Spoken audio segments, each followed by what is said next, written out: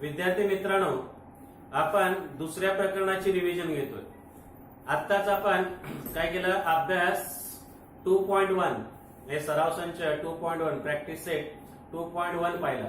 त्याच्यामध्ये आपण संगत कोन, व्युत्क्रम कोन आणि अंतरकोन कसे लिहायचे ते पाहिले. करस्पॉन्डिंग अँगल, अल्टरनेट अँगल आणि इंटेरियर अँगल. आता त्या तिन्ही कोणाच्या प्रॉपर्टी म्हणजे गुणधर्म तुम्हाला माहित पाहिजे. ऍक्च्युली तुम्हाला फक्त सध्या आता गुणधर्म आहेत, तुम्ही 9वी ला गेल्यानंतर ते गुणधर्माच्या सिद्धता पण लिहायचे की ते गुणधर्म कसे येतात ते. तर 3 गुणधर्म आहेत. करस्पॉन्डिंग अँगल, करस्पॉन्डिंग अँगल नेहमी कॉन्ग्रुएंट असतात. अल्टरनेट अँगल पण कॉन्ग्रुएंट असतात, मात्र इंटेरियर अँगल सप्लिमेंटरी असतात. म्हणजे संगत कोन एकरूप असतात, व्युत्क्रम कोन पण एकरूप असतात, पण आंतरकोन मात्र कसे असतात, पूरक असतात. म्हणजे 2 रेषांना छेदिकेने छेदले असतात तयार होणारे संगत कोन कसे असतात, एकरूप असतात. संगत कोनांच्या जोड्या एकरूप येतात. 2 रेषांना छेदिकेने छेदले असतात तयार होणाऱ्या व्युत्क्रम कोनाच्या जोड्या पण एकरूप असतात. मात्र 2 रेषांना छेदिकेने छेदले असतात तयार होणाऱ्या आंतरकोन मात्र कसे असतात, पूरक असतात. म्हणजे त्यांच्या मापांची बेरीज किती असते, 180. त्यामुळे या 3 गोष्टी लक्षात ठेवायच्या. काय, corresponding angle, alternate angle congruent आणि इंटेरियर अँगल सप्लिमेंटरी. संगत कोन आणि व्युत्क्रम कोन एकरूप आणि आंतरकोन कसे असतात, पूरक. मग त्याच्यावर आधारित तुम्हाला प्रॅक्टिस सेट 2.2 दिलाय. प्रॅक्टिस सेट कुठला दिलाय, 2.2. या 3 प्रॉपर्टीवरती आधारित आहे, त्यामुळे नीट लक्षात ठेवा. प्रॉपर्टी काय, प्रॉपर्टी करस्पॉन्डिंग आणि अल्टरनेट अँगल कॉन्ग्रुएंट आणि इंटेरियर अँगल सप्लिमेंटरी. म्हणजे संगत कोन, व्युत्क्रम कोन एकरूप आणि आंतरकोन पूरक. लक्षात राहील. तर यातला पहिला एक्झाम्पल बघा काय, त्या सर्वांनी लिहा. माझ्या बरोबर लिहायला सुरुवात करायची. पहिलं एक्झाम्पल आपण सोडवतोय.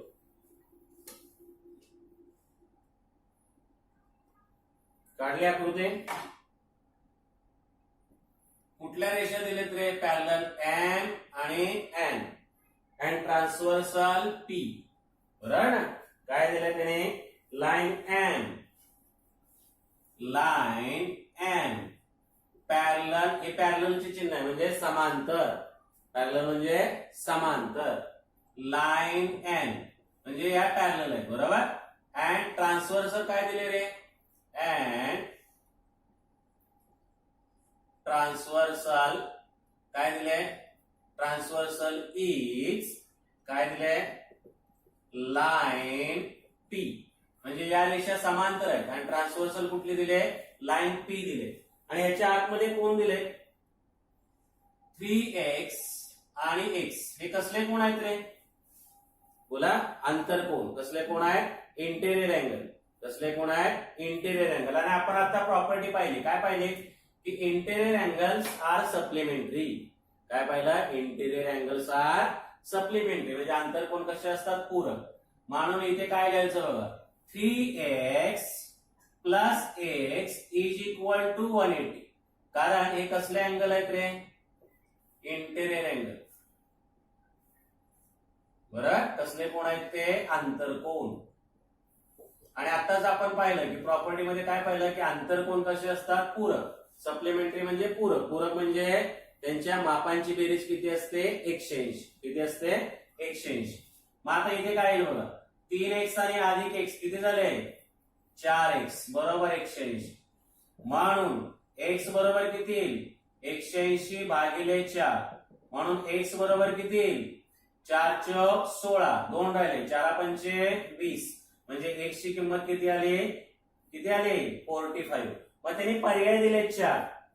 ए मध्ये दिलाय, ए पर्याय दिलाय 135, बी पर्याय दिलाय 90, सी पर्याय दिलाय 45 आणि डी पर्याय दिलाय 40.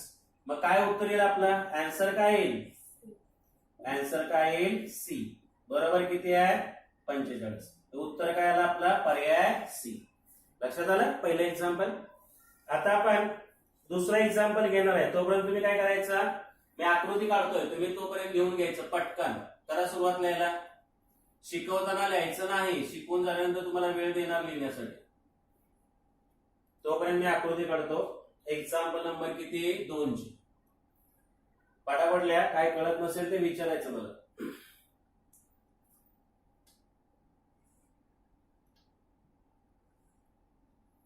लिहिताय ना सर्वे?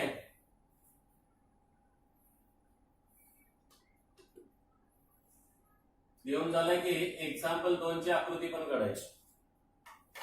इथे ए आणि बी पॅरलल दिले आणि ट्रान्सफर दर दिले एल आणि अँगल दिले 2x आणि इकडे दिलाय 4x. बरोबर. आता इथे लक्ष द्या, इथे काय गोंधळ आहे बघूया. इथे रेषा कुठल्या समांतर दिलेत आणि ट्रान्सव्हर्सल कुठली दिली ते आपण बघूया. काय दिलंय बघा, लाईन ए. प्रश्नामध्ये काय दिलंय, लाईन ए. पॅरलल लाईन काय दिली आहे, बी. अँड ट्रान्सव्हर्सल काय दिले, लाईन एल. कळलं इथपर्यंत? याचा अर्थ इंटेरियर अँगल, पण इथे इंटेरियर अँगल नाही. पण तुम्हाला नंबर 1 ला काय करायला लागेल बघा, नीट लक्ष द्या. या 2x चा अपोजिट अँगल 2x घ्यावा लागेल. कारण काय रे, अपोजिट अँगल्स आर कॉन्ग्रुएंट. विरुद्ध कोण कसे असतात, एकरूप असतात. त्यामुळं काय करावं लागेल तुम्हाला, नावं द्या किंवा डायरेक्ट लिहिलं तरी चालेल. 2x is equal to 2x. कारण हे कसले कोण आहेत, अपोजिट अँगल. अपोजिट अँगल म्हणजे विरुद्ध कोण. विरुद्ध कोण कसे असतात रे, एकरूप. आपण पाहिलंय कोण या प्रकरणामध्ये विरुद्ध कोण कसे असतात, एकरूप असतात. बरोबर. मग आता काय झालं, आता इथे बघा 4x आणि 2x आले. म्हणजे इथे काय होणार आता, सेम तसंच जसं आता आपण पहिलं एक्झाम्पल सोडवलं तसंच आहे. फक्त नवीन काय आहे याच्यामध्ये की इथे 2x द्यायच्याऐवजी इथे दिलाय. मग आपण काय केलं, याचा अपोजिट अँगल लिहिला, विरुद्ध कोण लिहिला 2x. आता हे बघा, या समांतर रेषेतील ही छेदिका आहे, त्याच्या आतमधले कोण आहेत, म्हणजे हे कसले कोण आहेत रे, इंटेरियर अँगल, आंतर कोण आहेत. म्हणजे काय येईल, 4x अधिक 2x बरोबर 180. 4 आणि 2 किती झाले, 6x. बरोबर ना. म्हणजे x बरोबर काय येईल, 180 भागिले 6. म्हणजे x बरोबर किती येईल, 6 × 12 6 × 18 30 अंश. आणि मग तुम्हाला पर्याय दिलेत. काय पर्याय दिलेले, पहिला 90, बी बरोबर 60, सी बरोबर 45 आणि डी बरोबर 30. म्हणजे उत्तर कुठलं आपलं बरोबर आहे रे, आन्सर कुठला आला आपलं, डी. काय आला, डी. कारण डी चं उत्तर किती दिलंय, 30 दिलंय. कळतंय का, व्यवस्थित. सेम पहिला आणि दुसरं सेम आहे, फक्त हा नवीन पॉइंट आहे, याला नंबर 2 द्या. हा नंबर 1 पण लिहायचा आहे आणि हा नंबर 2. सर्वांनी लिहून घ्या. तोपर्यंत मी काय करतो, तिसरे प्रश्न दुसरा आहे. पहिल्या प्रश्नाचं दुसरं एक्झाम्पल होतं. नंबर 1 पण लिहा व्यवस्थित, नाही तर 2च लिहा, 1 राहील तसाच. नंबर 1 इथे लिहिलाय बघा आणि नंबर 2 लिहून झालं की सांगा मला. तोपर्यंत मी प्रश्न दुसऱ्याची आकृती काढतो.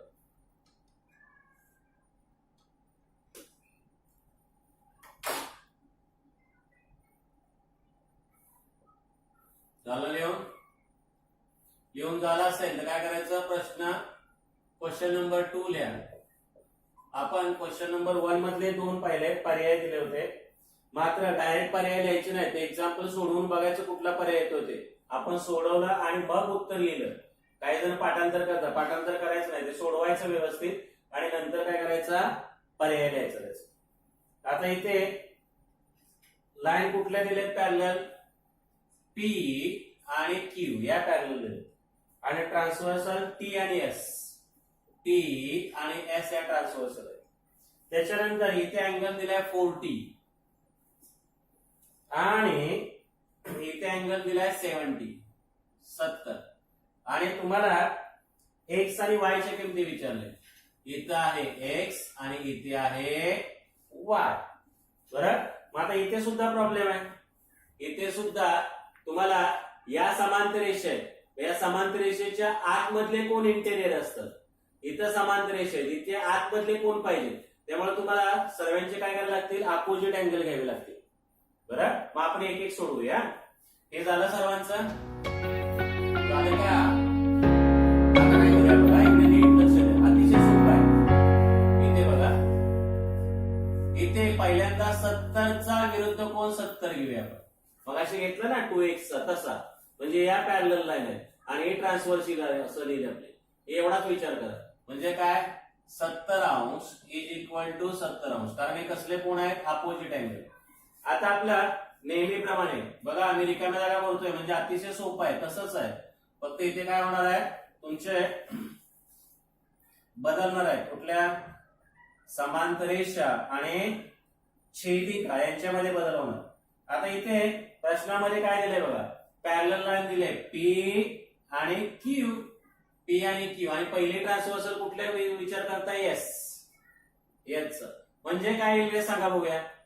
y अधिक 70 बरोबर काय येईल, 180. कारण हे कसले कोण आहेत, या समांतर रेषा आणि ही छेदिका असल्यामुळे हे अंतर कोण आहेत, इंटेरियर अँगल. बरोबर की नाही, म्हणून काय येईल, आता y अधिक 70 बरोबर 180, म्हणून y बरोबर 180 वजा 70, म्हणून y बरोबर किती येईल रे, 110 अंश. पहिला आन्सर मिळाला, त्याने x आणि y चं विचारलं, y बरोबर किती आला, आन्सर आपण नंतर लिहूया पाहिजे. इथे y बरोबर 110 अंश. ठीक आहे. आता पुढे काय कशाची किंमत काढायची आहे, x ची. मग आता नंबर 3 ला पहिल्यांदा अपोजिट अँगल बघा, या 40 चा अपोजिट अँगल 40 येईल आणि x चा x येईल, हे आतमध्ये यायला पाहिजेत ना रे, कळतंय का? म्हणजे हे परत काय होतील तुमचे इंटेरियर अँगल. म्हणजे काय येणार, x अंश बरोबर x अंश, याच्यामधलं 1 आणि 40 अंशचा विरुद्ध कोण सुद्धा किती येईल, 40 अंश. कारण हे कसले कोण आहेत, अपोजिट अँगल. म्हणजे विरुद्ध कोण, कसले कोण आहेत, विरुद्ध कोण. बरोबर. आणि आता same line P parallel line Q and transversal, किंवा मराठी मीडियम साठी ते वाक्य लिहिलं तुम्हाला पण समजलं पाहिजे. रेषा P समांतर रेषा Q आणि छेदिका कुठली घेतली आपण, रेषा S घेतली. बरोबर. म्हणून काय येणार आहे आता, x अधिक 40 अंश बरोबर 180. कारण हे कसले कोण आहेत रे, अंतर कोण, इंटेरियर अँगल. बरोबर, इथं लिहिले इंटेरियर अँगल. म्हणून x बरोबर 180 वजा 40, म्हणून x अंश बरोबर किती येईल, 140 अंश. हे काय मिळाले तुम्हाला, x ची किंमत मिळाली 140. म्हणजे आन्सर काय येईल तुमचा, x अंश बरोबर 140 आणि y बरोबर किती मिळालंय, 110 अंश. अशा प्रकारे आपला प्रश्न दुसरा सोडवून झालाय. नीट लिहून घ्या, अतिशय सोपा आहे. इथून सुरुवात करायला पाहिजे, 1 2 3 आणि 4. कळतंय? तुम्ही लिहून होईपर्यंत मी काय करणार तुम्हाला माहित आहे. काय करणार, प्रश्न तिसरा लिहिणार आहे, क्वेश्चन नंबर 3. क्वेश्चन नंबर काय करणार आहे, 3 लिहिणार आहे. सर्वांनी लिहून घ्या व्यवस्थित. क्वेश्चन नंबर 3 याची आकृती काढतो.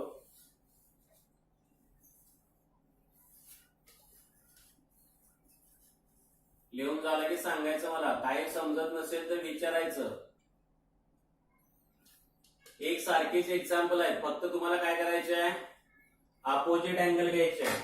आणि आतापर्यंत आपण कुठले प्रॉपर्टी वापरतोय, कुठला गुणधर्म वापरतोय, इंटेरियर अँगल्स आर सप्लिमेंटरी, होय की नाही. आता इथे बघा काय दिलंय, P आणि Q या पण पॅरलल दिले आणि एल आणि एम या पण पॅरलल दिले. एल आणि एम या पण पॅरलल आहे. मग तुम्ही कुठले पॅरलल घ्यायचे आणि कुठली ट्रान्सव्हर्सल घ्यायचे ते आपण ठरवूया. इथे दिलाय हा अँगल 80 आणि त्यांनी माप विचारले. ए चं माप विचारलंय, त्याच्यानंतर बी आणि सी चं माप विचारलंय. बी आणि काय विचारलंय? सी चं माप. ठीक आहे. आता काय करायचंय बघा. झालंय सर्वांचं? झालं का? मग आता आपण सोडवूया. बघा इकडे नीट लक्ष द्या. इकडे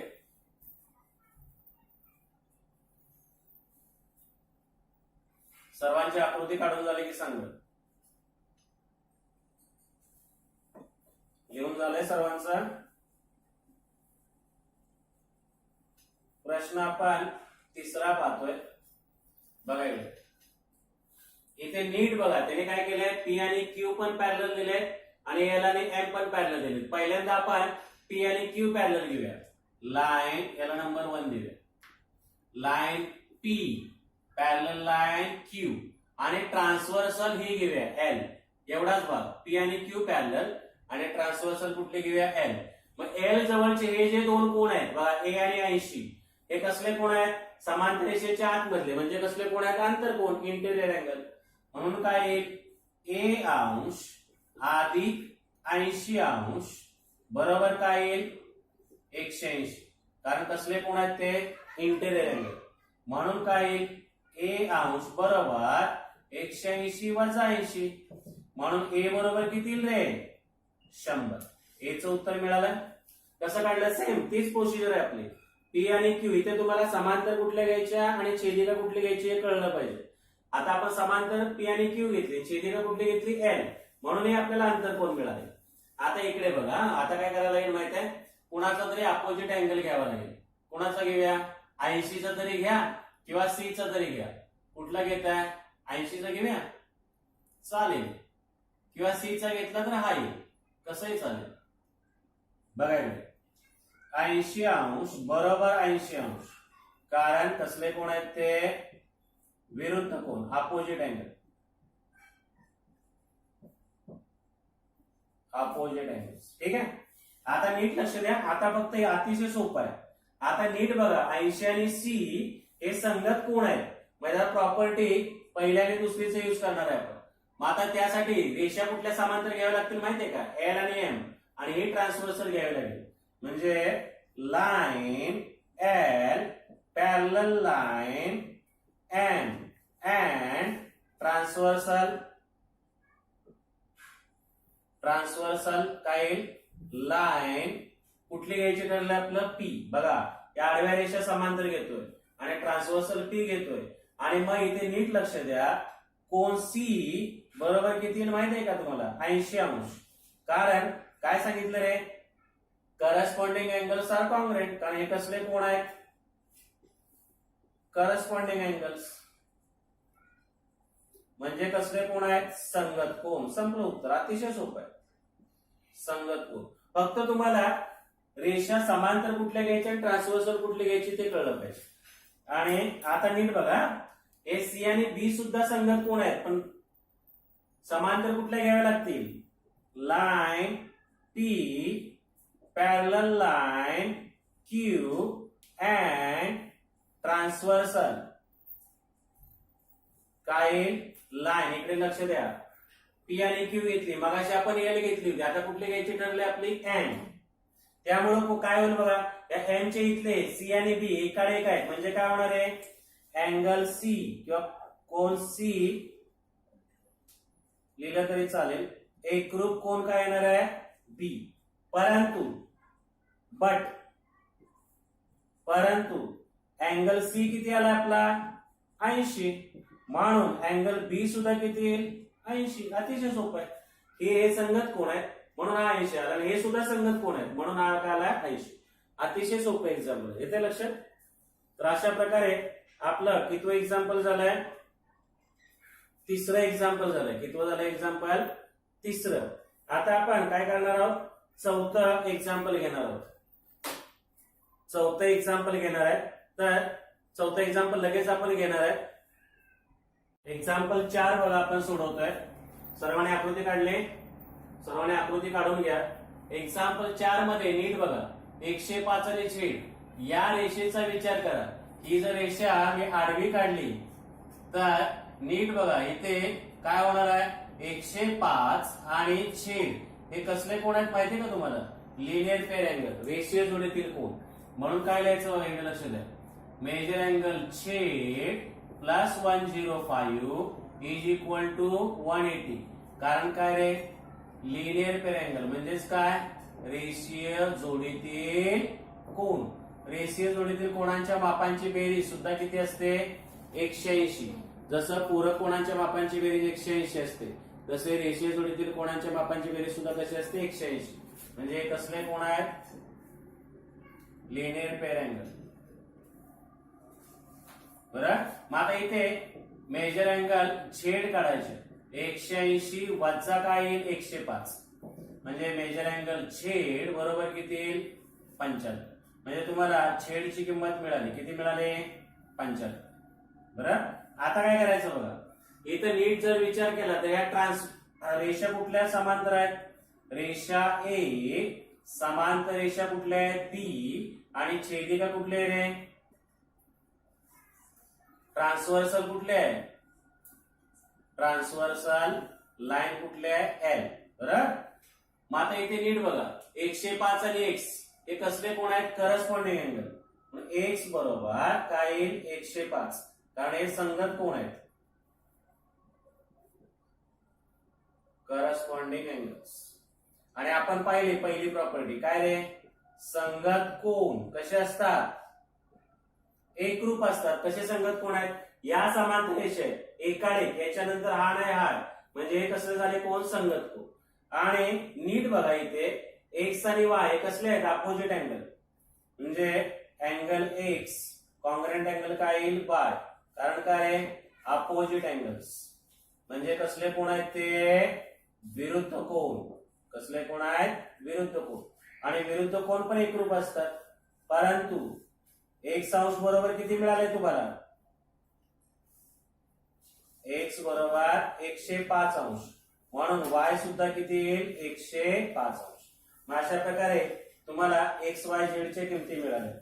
आन्सर एक्स अंश बरोबर किती मिळाले, 105, वाय अंश बरोबर 105 आणि झेड अंश बरोबर किती मिळाले, 75. तर अशा प्रकारे आपला चौथं एक्झाम्पल झालंय. सर्वांनी लिहून घ्यायचंय पटकन. तोपर्यंत मी काय करणार तुम्हाला माहित आहे, कुठलं काय करणार, पाचवं एक्झाम्पल लिहिणार आहे. तोपर्यंत तुम्ही चौथं लिहून घ्या.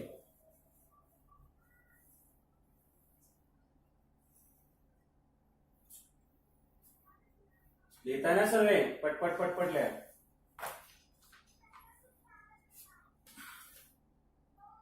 पाचवं एक्झाम्पल,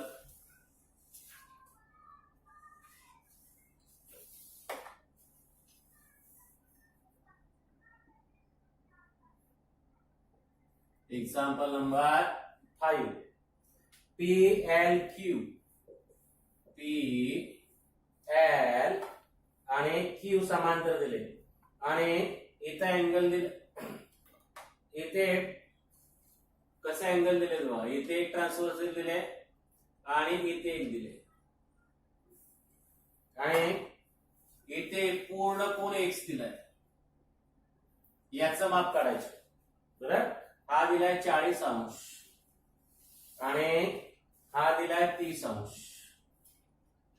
बरं, आता इथे एक्स नंतर आपण लिहूया एक्स माप काढण्यासाठी. इथे कुठले तरी कोण मानूया आपण. बरं, झालंय सर्वांचं लिहून झालं, पुसून टाकू. हे सर्वांचं झालं का लिहून, तोपर्यंत आकृती काढा. माझ्या बरोबर सोडवायचं, कुणी पाठी राहायचं नाही.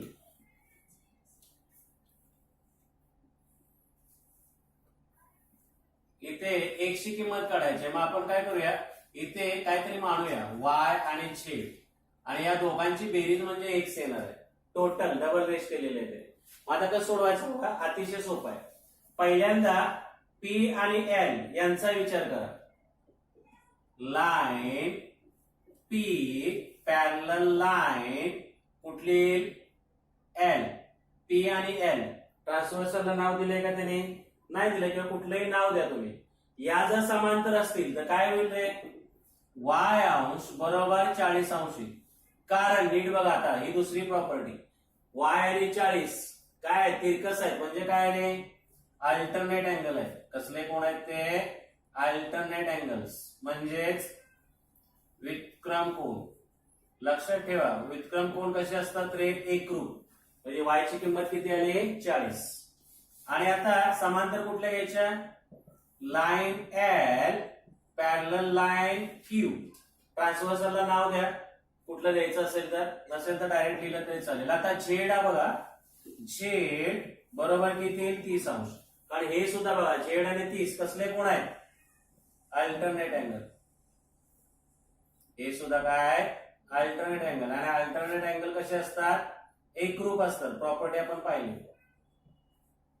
व्युत्क्रम कोन. आणि आता तुम्हाला हा दोघं मिळून एक्स ची किंमत विचारली. एक्स बरोबर काय होईल रे? वाय अधिक झेड या दोघांची बेरीज होईल. म्हणजे एक्स अंश बरोबर वाय ची किंमत किती आली आपले? 40 आणि झेड ची किंमत किती आली आपली? 30. म्हणजे एक्स चं उत्तर किती येईल? 40 आणि 30 किती? 70. अशा प्रकारे आपलं 5वं एक्झाम्पल झालं. नीट लक्षात ठेवा, हा अल्टरनेट अँगल आहे, हा अल्टरनेट अँगल, आणि या दोघांची बेरीज केली तर तुम्हाला इथे पूर्ण मोठा एक्स विचारलाय, मध्येच लिहिलाय तो. त्यामुळे या दोघांची बेरीज म्हणजेच काय येईल? एक्स ची किंमत मिळेल. कळतंय? अशा प्रकारे आपला प्रॅक्टिस सेट 2.2 पूर्ण झालाय. आता आपण इथेच थांबतोय. धन्यवाद.